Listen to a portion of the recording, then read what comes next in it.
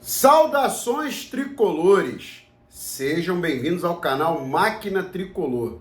Eu me chamo Leandro Goulart e sou torcedor da primeira e mais importante instituição futebolística desse país. Beijão não pode faltar. Não pode faltar o beijo nesse escuro. Vou fazer uma pergunta para tricolores e rubro-negros. Pois é, porque eu sei que a rapaziada do arquirrival vai comparecer aqui no vídeo também. O Fla-Flu é o maior clássico do Brasil? É sobre isso que a gente vai falar no vídeo de hoje. Mas antes da gente começar a tratar desse tema, antes da gente fluminensear, vamos aquelas 4 coisinhas que eu peço para vocês que não custa absolutamente nada e ajuda muito o canal. Dá o like, se inscreve quem não está inscrito, compartilha os vídeos nos grupos de WhatsApp para divulgar o canal e manda ver nos comentários. E nesse vídeo de hoje, os comentários de vocês são essenciais. Quero muito saber a opinião de vocês sobre esse tema que eu vou tratar. E eu confesso para vocês uma coisa, cara, eu fiquei nervoso o dia inteiro, tá? Tô tenso para falar desse vídeo, porque é um assunto delicado, tem que ter coragem, tem que se garantir, tem que ter propriedade para falar sobre esse tema, mas já pedi ajuda a Deus e tenho certeza que Ele vai me iluminar e me guiar para que eu possa fazer um grande vídeo aí, entregar um produto muito interessante para vocês nesse vídeo do canal. Tá ok? Então, vamos fluminensear. Olha, eu começo esse vídeo deixando bem claro para vocês uma coisa, aliás, 2 coisas. A primeira é a minha opinião, é um ponto de vista que eu vou colocar aqui, que você que está assistindo tem direito de concordar ou discordar. Repito, é a minha opinião. Vocês têm todo o direito de se manifestarem nos comentários, concordando ou não. Ou se concorda e quer acrescentar algo, ou se concorda e quer retirar algo. Fiquem à vontade. Eu não sou o dono da verdade. Estou expondo uma situação aqui que, na minha opinião, vai ajudar vocês. Agora, se não agradar também, não tem problema. A outra coisa que eu quero deixar bem claro aqui é o seguinte. Estamos falando de um clássico que em 2012 completou 100 anos. 2012. Nós estamos em 2023. Ou seja, o clássico tem 111 anos. Não estamos falando aqui de um período curto. Não estamos falando de um personagem que surge na história de um clube e começa a motivar, a fomentar uma rivalidade, tá? Como é o caso do Eurico Miranda, que surgiu ali no Vasco em 1986, sendo vice-presidente do Calçada, e a partir dali ele começou a manipular o cenário aqui no Rio de Janeiro para que Flamengo e Vasco tivessem uma visibilidade e uma importância maior do que tinha. E a gente sabe aí de tudo que ele tramou em relação ao Flamengo, e principalmente em relação ao Fluminense, para gerar essa rivalidade no clássico entre Flamengo e Vasco. Já estou falando isso porque eu sei que vai ter um monte de flamenguista aqui dizendo meu maior rival é o Flamengo e tal. E eu não discordo, vocês pertencem a uma geração que foram, digamos, manipuladas pela genialidade do Eurico Miranda. Ele foi um gênio, tal, o que ele fez. Apesar de eu considerar ele um mau dirigente, ele foi um gênio no que ele fez. E ele realmente criou uma geração de tanto torcedores do Vasco, do Flamengo e do Fluminense que se influenciaram demais pelas suas declarações, pelas suas manobras. Eu sou tá? Eu odeio mais o Vasco do que o Flamengo, por conta dele. Mas isso é assunto para outro vídeo, tá? Estamos aqui hoje para falar do Fla-Flu. Beleza? Então vamos lá. Eu anotei algumas coisas aqui no meu computador, só para não esquecer, tá? Por exemplo, eu vou citar alguns clássicos aqui no Brasil e mundo afora, tá? Para que vocês entendam todo o contexto que eu vou falar. Vamos lá. Eu separei Grêmio e Internacional, Boca e River, Nacional e Penharol, Laú e Colo-Colo, Cerro e Olímpia. Eu vou falar o país, tá? Para facilitar, porque às vezes tem gente aqui que não sabe. Grêmio Internacional Brasil, Boca e River Argentina, Nacional e Penharol Uruguai, Laú e Colo-Colo é do Chile, Cerro e Olímpia Paraguai, Chivas, Guadalajara e América do México, né? Real Madrid e Barcelona, não preciso falar de onde é. Porto e Benfica. Liverpool e Manchester United, da Inglaterra, Porto e Benfica de Portugal. Roma e Lazio, da Itália. Internazionale e Milan, Itália também. Galatasaray e Fenerbahçe, Turquia. Celtics e Rangers, Escócia. Olympiacos e Panathinaikos, Grécia. Olympique de Marseille e Saint-Étienne, França. Borussia Dortmund e Schalke 04, Alemanha. Partizan Belgrado e Estrela Vermelha de Belgrado, Sérvia. CSKA de Moscou, Spartak Moscou e Ajax e Feyenoord, da Holanda. Beleza, já falei aqui alguns clássicos, tá? Para que a gente possa fazer comparações com o Fla-Flu e a gente chegar em uma conclusão. Leandro, você só falou do Grenal aqui no Brasil. Pois é, eu falei no Grenal porque eu percebo que a imprensa e até os torcedores há muito tempo falam que esse é o maior clássico do Brasil. Eu não citei Atlético Mineiro e Cruzeiro, não citei Remo e Paysandu, Ceará e Fortaleza, Vila Nova e Goiás, Palmeiras e Corinthians, Atletiba, né? Atlético Paranaense e Curitiba, não citei Bavi, não citei Sport Santa Cruz, enfim. Eu já fui direto no Grenal porque é o clássico que nos últimos tempos se tornou muito comum falar, o maior clássico do Brasil é o Grenal. Beleza, então vamos lá, a gente vai começar a contextualizar.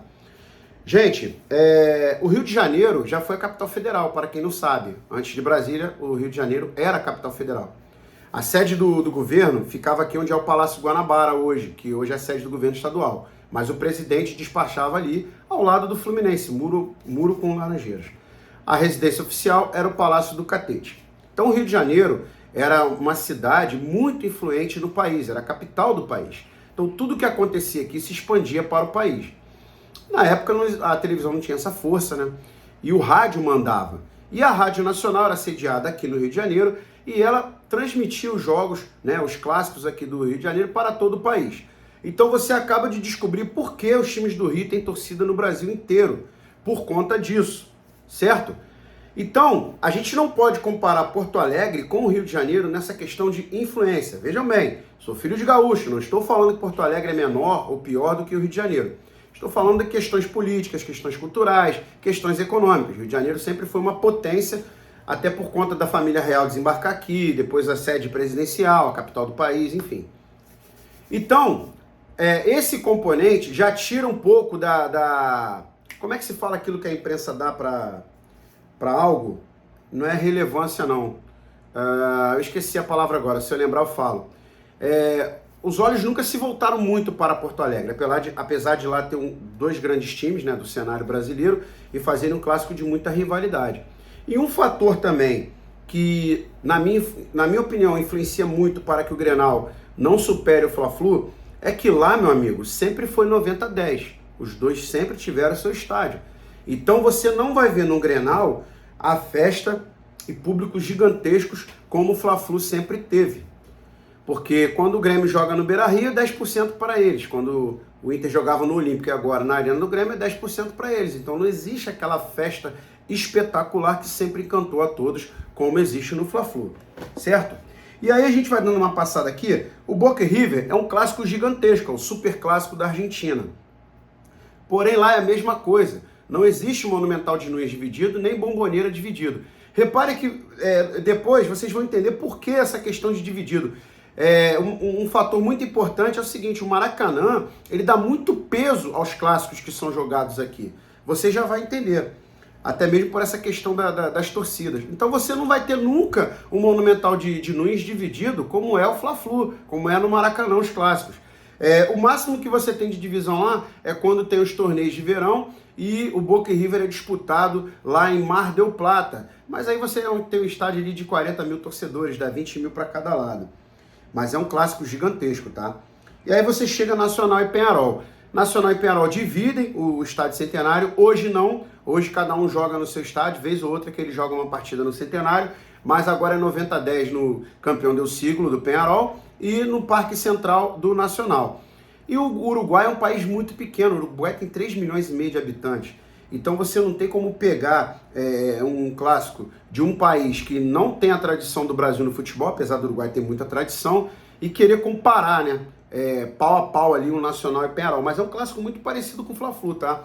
Penharol representa o povão, o Nacional representa o pessoal, né, que tem um nível cultural e financeiro maior, enfim, é a luta de classes, né, como é o Fla-Flu, como sempre foi denominado. Aí você tem Laú e Colo-Colo, né, Universidade de Chile e Colo-Colo, o Chile não tem peso no futebol, então vamos pular. Estádio Nacional, o máximo que já coube foram 60 mil pessoas. Você tem Chivas, Cerro e Olímpia no Paraguai. Defensores del Chaco é um palco muito acanhado. O futebol paraguai também não tem esse peso. Eu tô sendo bem rápido, tá, gente? Porque se eu for falar detalhes de cada clássico, o vídeo vai durar 5 horas. Você tem Chivas, Guadalajara e América do México. Duas equipes gigantescas, duas das maiores torcidas do mundo. Porém, o Chivas é de Guadalajara e o América do México é da Cidade do México. São cidades diferentes. Não são times da mesma cidade. Não jogam o clássico no estádio, dividindo o estádio como é o Fla-Flu. Aí você tem Real Madrid e Barcelona. O Real Madrid é da cidade de Madrid, o Barcelona é da cidade da Catalunha. O rival local do Barcelona é o Espanhol. E o rival local do Real Madrid é o Atlético de Madrid. Mas, por conta do futebol espanhol, do campeonato espanhol atingir uma magnitude universal, as emissoras de TV sempre vêm nessa ideia pra gente de que Real Madrid e Barcelona é um super clássico. Só que eles não são nem da mesma cidade. E aquela mesma história, quando o Real Madrid joga no Camp Nou, 10%. Quando o Barcelona joga no Bernabéu, 10%. Tem uma questão legal aí que vale a pena falar para vocês? Tem. Lá no regime de Franco, tá? Regime fascista que dominou a Espanha, ele facilitou muito as coisas para o Real Madrid, ajudou muito o Real Madrid, inclusive ele proibiu a contratação do Barcelona ao Di Stéfano. No meio do caminho, Di Stéfano foi renegociado para o Real Madrid. Os catalães eram perseguidos por ele, eles têm esse movimento separatista até hoje, e o único lugar onde eles podiam falar catalão, eles não podiam falar na rua, era no Camp Nou. Por isso o Barcelona representa esse orgulho catalão. Então essa questão política dá um peso grande a esse clássico. Porém, não são da mesma cidade. Você nunca vai ver um Real Madrid e Barcelona com disputa de cânticos, de festa, de torcida, 50 mil para cada lado. Você nunca vai ver isso. Então, meu amigo, na boa, não dá. Aí você tem Porto e Benfica, mesma coisa. O arquirrival do Benfica na cidade é o Sport. Do Porto na cidade dele é o Boa Vista. Os dois são de cidades diferentes. 90-10 também. E aí você tem Liverpool e United, Manchester United. O arquirrival do Liverpool local é o Everton.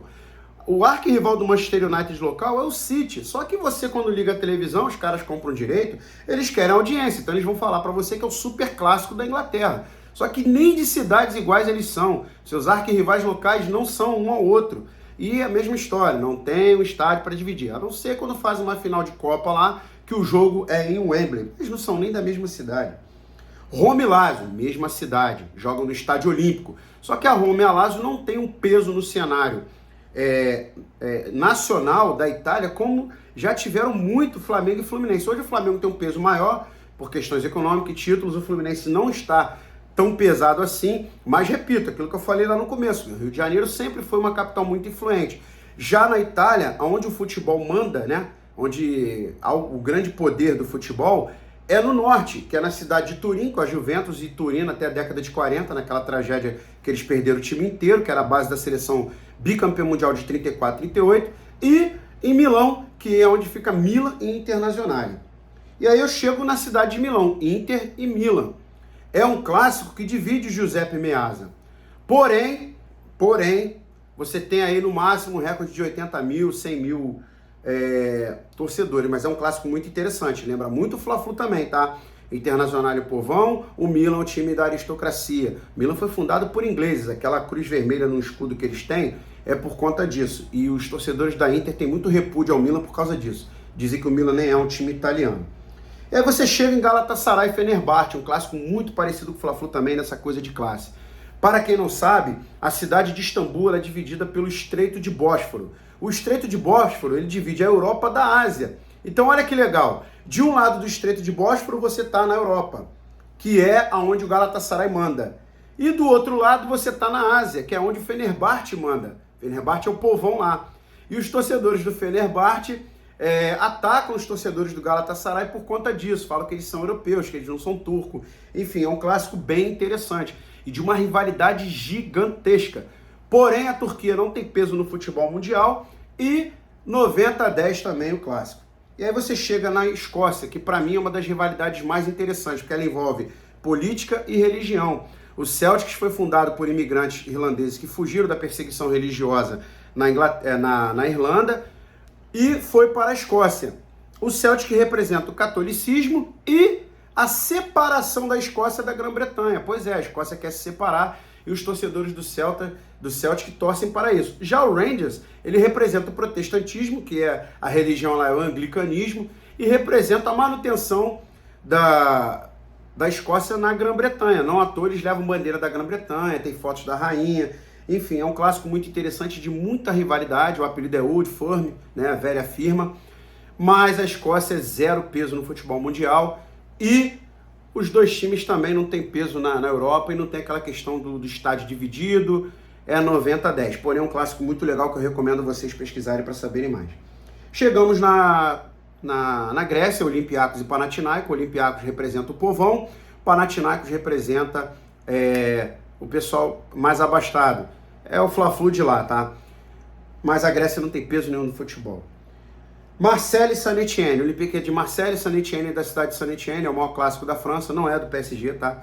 O PSG foi fundado na década de 70, o Lyon nasceu praticamente quando o Juninho foi para lá, mas são de cidades diferentes, mesma coisa 90-10. Borussia e Schalke, 30 quilômetros divide as duas cidades, é do Vale do Ruhr, ali na Alemanha. Cidades diferentes, o país é super pesado em Copa do Mundo, porém cidades diferentes, 90-10.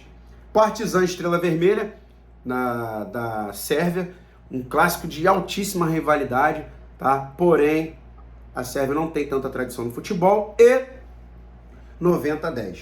CSKA de Moscou e Spartak, mesma coisa, a Rússia não tem muita tradição. E Ajax e Feyenoord, que é o clássico da Holanda, tá?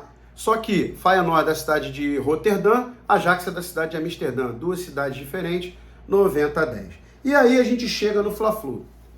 Para quem não sabe, o maior público da história do futebol mundial numa partida entre clubes é a final do Campeonato Carioca de 1963 entre Flamengo e Fluminense.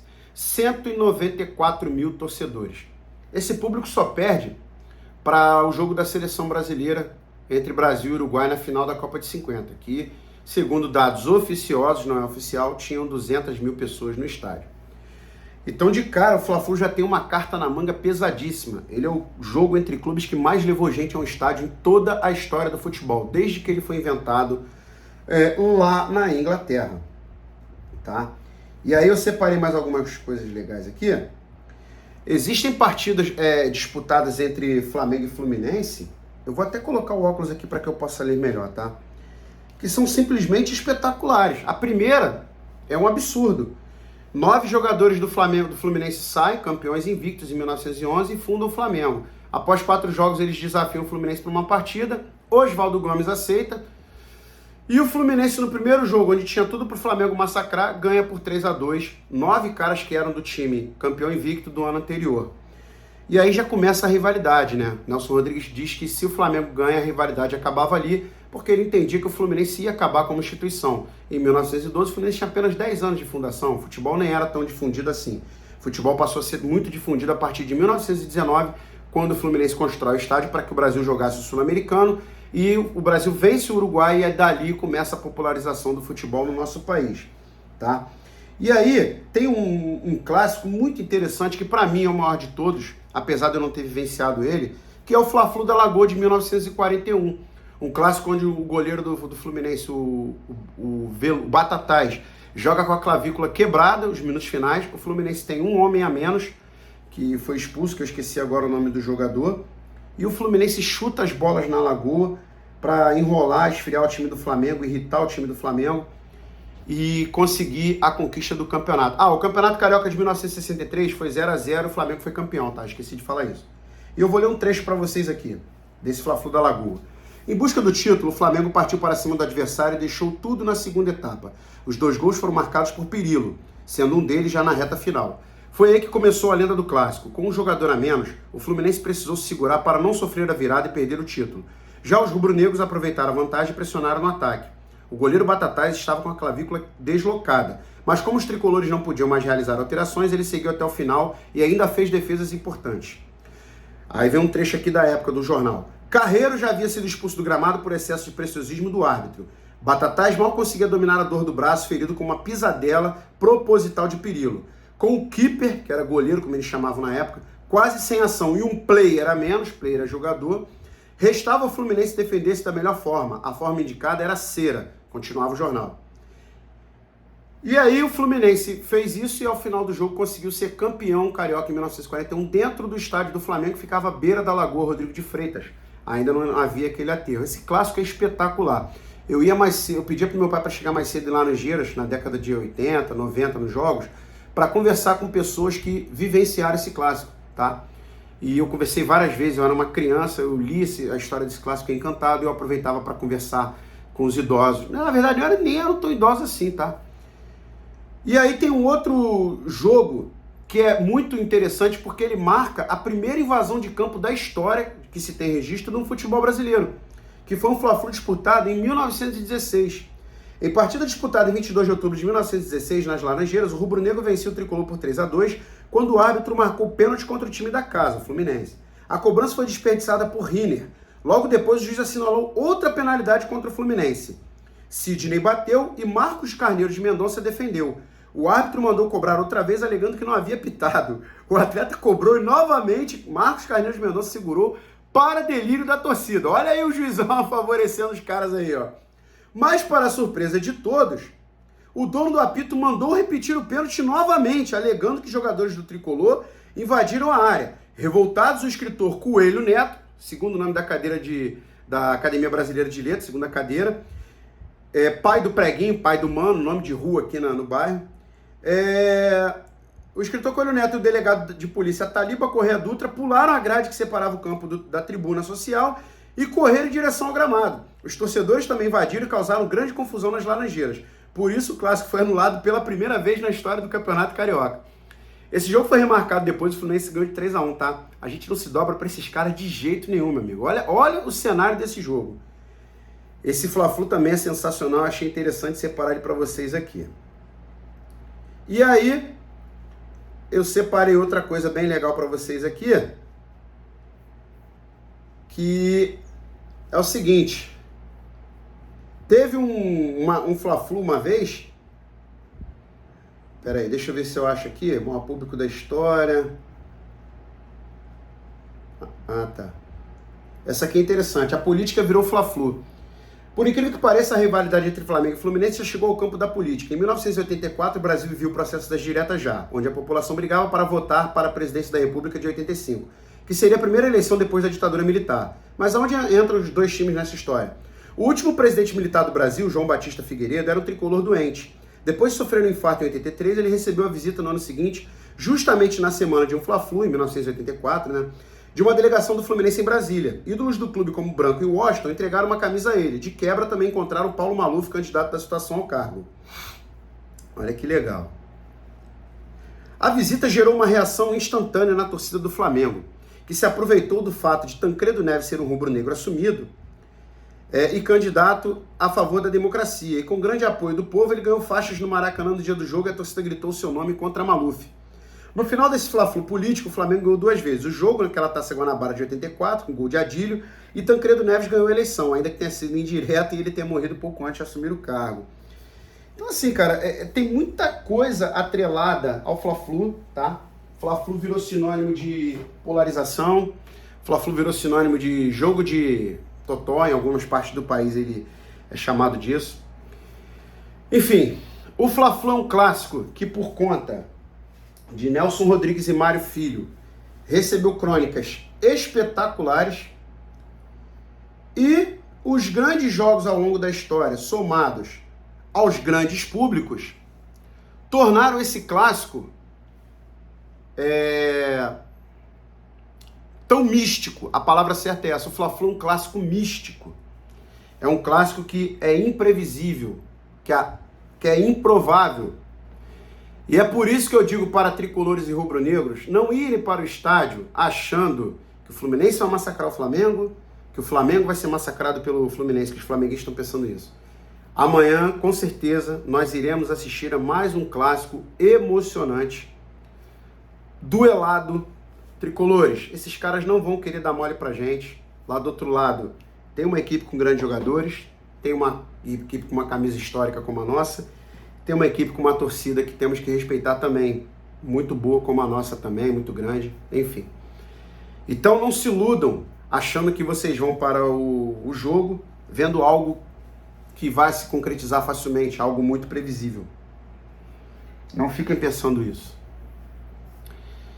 Para quem não se lembra, em 1995 o Brasil parou para comemorar o centenário do Flamengo, tá?